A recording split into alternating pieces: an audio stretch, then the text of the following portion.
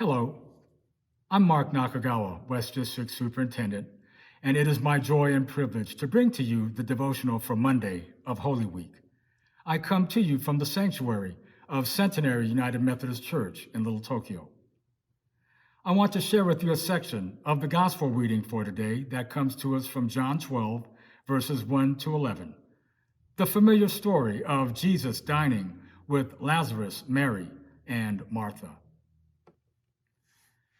6 days before the Passover, Jesus came to Bethany, the home of Lazarus, whom he had raised from the dead.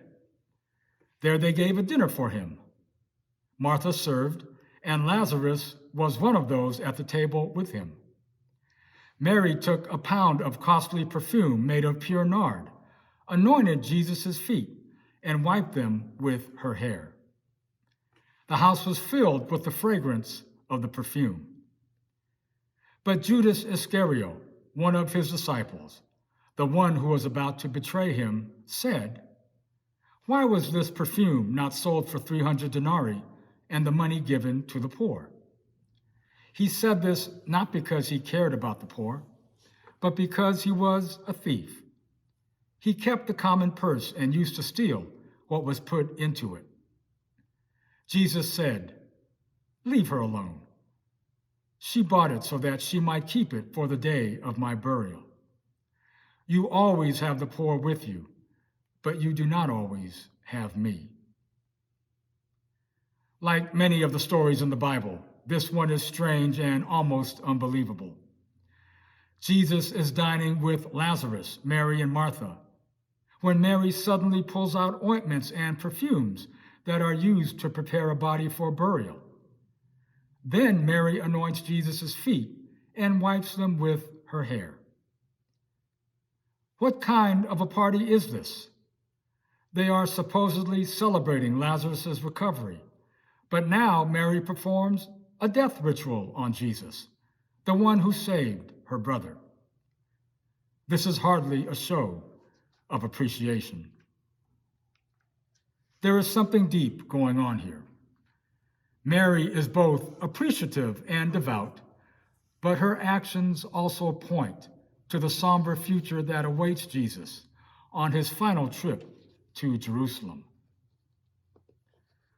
Søren Kierkegaard, the 16th century Danish theologian and philosopher, was once quoted as saying, "Our lives are interpreted backwards, but must be lived forward." This story runs along a similar vein. It looks backward and forward at the same time, both to joy and to tragedy. Mary may be asking us to do the same thing this year during Holy Week. Look to the past and to the future at the same time. Faith is often grounded in the past and always open to the future. Sometimes, however, we get too hung up on one or the other. When we are younger, we always look ahead. The next step in our education, the next job opportunity.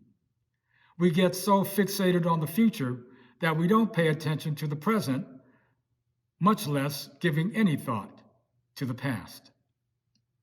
It works the other way also. Churches are notorious for being imprisoned in the past. We may not like the future because it will bring change, which is often threatening and uncomfortable. As churches and as individuals, Mary's example calls us to look both ways, to learn from our past, and to be open to the future.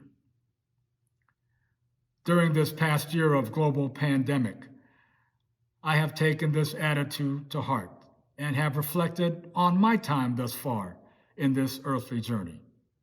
I have to admit that I'm a changed person in some ways because of it. And as we begin to move forward into a new day and age, I know that my life will be lived much differently than it was lived just a year ago. The new times and changes in our lives demand it, as God calls us forward into a new day, both as individuals and as the church. During this Holy Week, take the lead from Mary and look both ways, backward and forward, thanking God for guiding you thus far in your life and for the new day that is evolving through God's care and providence. May it be so.